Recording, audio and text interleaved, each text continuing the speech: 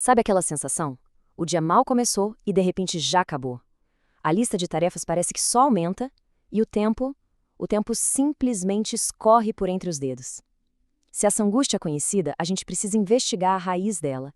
E o ponto aqui não é sobre gerenciar melhor o relógio, mas sim sobre entender o tempo de uma forma completamente nova. Listas e tarefas que nunca terminam, notificações pipocando o tempo todo.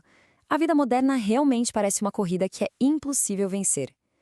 Mas e se a nossa pressa não for por falta de horas no dia? E se o verdadeiro problema estiver na própria maneira como a gente percebe o tempo? Olha só que interessante.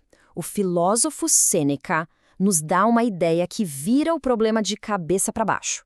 Não é que falta tempo, é que se desperdiça muito dele. Isso muda tudo, né?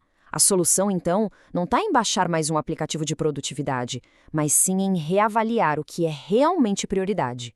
Então, qual é o diagnóstico? Essa nossa sensação de pressa constante não é um problema técnico que a gente resolve com um aplicativo novo. É, na verdade, uma crise existencial. Uma questão muito mais profunda sobre como estamos vivendo nossos dias.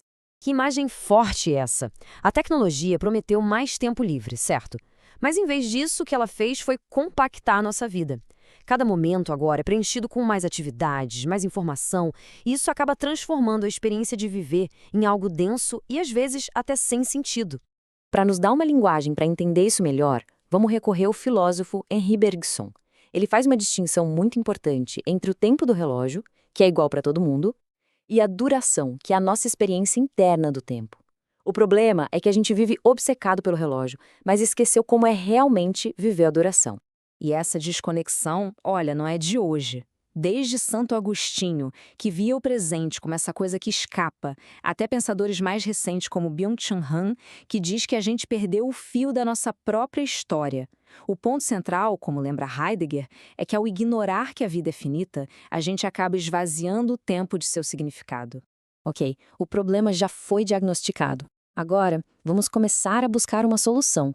E se uma nova linguagem, uma nova forma de falar sobre o tempo, pudesse nos libertar dessa tirania do relógio? A chave talvez esteja na sabedoria dos gregos antigos.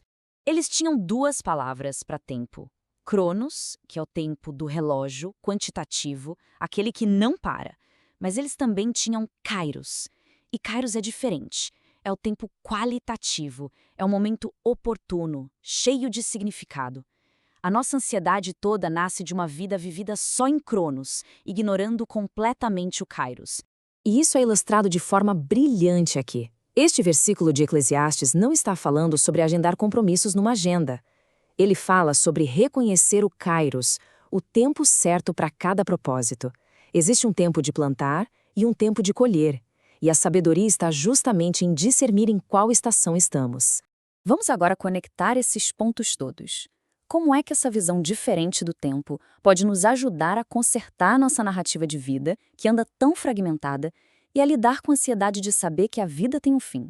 Olha que interessante como essas ideias se conectam. Para a perda de narrativa que o Byung-Chul Han descreve, a resposta se vê como parte de uma história muito maior, onde cada vida tem um papel fundamental. E para a angústia da finitude de Heidegger, a sabedoria antiga responde: ensina-nos a contar os nossos dias para que alcancemos corações sábios. Aqui, a finitude não é uma maldição, é uma professora.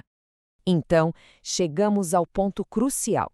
O objetivo não é gerenciar ou economizar tempo, como se fosse dinheiro.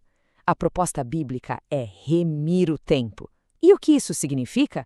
Significa resgatá-lo da inutilidade, da ocupação vazia e preenchê-lo com um propósito que vai além do momento presente. C.S. Lewis captura a essência de tudo com esta frase. O agora deixa de ser só um ponto insignificante entre o passado e o futuro. Ele se torna o único lugar real que a gente tem, o ponto de encontro entre nossa vida em Cronos e a própria eternidade. Muito bem. Depois de toda essa reflexão, como a gente pode traduzir isso para a vida prática? Como começar a viver de um jeito diferente aqui e agora?